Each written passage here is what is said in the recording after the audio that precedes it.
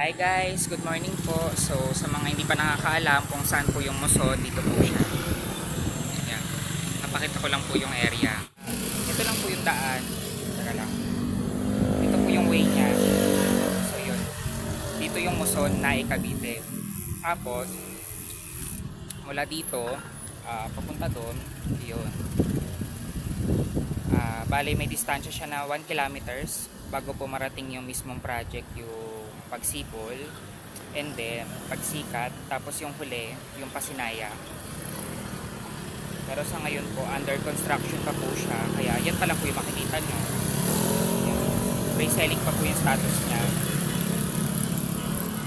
So hanggat marami pang unit, pwede na po kayong kumuha, pwede na kayo mag-avail, ma-reserve na po kayo.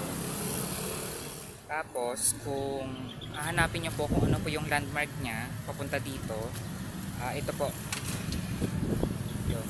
yung Clean Fuel po. Ito po yung pinaka landmark niya. Tapos meron po siya dito restaurant. Saan po yung restaurant?